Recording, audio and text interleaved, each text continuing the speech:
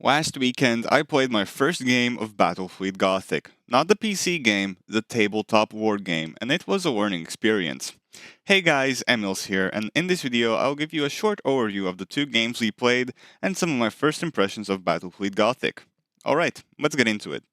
So the first game was just annihilation. Our goal was to destroy each other's fleets. I am playing as the Imperial Navy with these golden ships, and my opponent is using some Chaos ships. So we just pushed two tables together, which I think is a bit bigger than the actual size it should be. We laid out some asteroids, as well as warp fields, which I will talk about a bit later. Basically, each person's turn consists of four phases. The movement phase, when you can move and turn your ships. The shooting phase, when you can shoot at your enemies. The ordnance phase, where you can launch fighters and torpedoes. And the ending phase, where you can make repairs and things of that nature.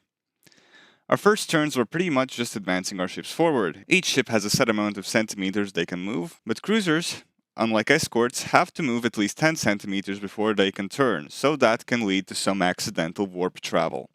He also launched some bombers, and I sent my fighters to try to counter them in the asteroid field. Also, I launched a shot from my biggest ship, the Mars class. Its Nova cannon has a range of up to 150 centimeters. I got pretty lucky with my rolls and hit both of his cruisers. Next turn our ships met in the middle, except for two of my ships who were going who knows where. I lost some of my small ships, he lost one too. He started his assault on my main ship, which was not so much fun for me. He just kept launching bombers at me. My ship did die, and catastrophic damage led to an explosion which got rid of one of his ships, but I was not doing well.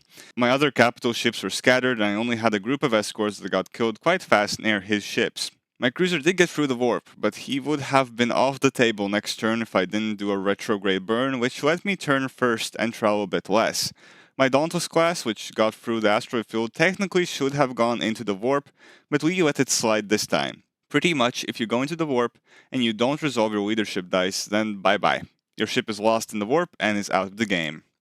What are leadership rolls? Well, each ship you have has a leadership score which you set at the start of the game by rolling a dice. You do leadership rolls when you want to do special orders, when you go through the warp, and probably sometime else as well. So if I want to reload my torpedoes and my leadership on the ship is 7, I have to roll 2 d6s and the sum has to be equal or less than my leadership score. If it's more, then you have failed. The Dauntless did make a comeback and my big cruiser also made its way to the battle, but it was too little too late. Both ships got destroyed by his lances and those pesky bombers. A good first game. By the way, if you like this sort of content, then subscribe so you don't miss future videos. Now, I forgot to take as many pictures in the second game, but pretty much we are doing the bait scenario, where I only have one ship on the field at the start and the Chaos ships are chasing me, but I am able to deploy the rest of my fleet in a turn to ambush him. Now, my Winner class got beat up really quick and was turned into a drifting hulk. I launched some long-range shots with the Nova cannon against his cruisers and also launched some fighters to counter his bombers. Again, the battle ended up in the middle of the field, and we were just firing our batteries, lances, and I finally remembered that my small ships have torpedoes. We did significant damage to his ships, but I may have overdone it, because this is how it looked after I destroyed one of his capital ships. It had critical damage, and it exploded and took half of my fleet and two of his ships with him.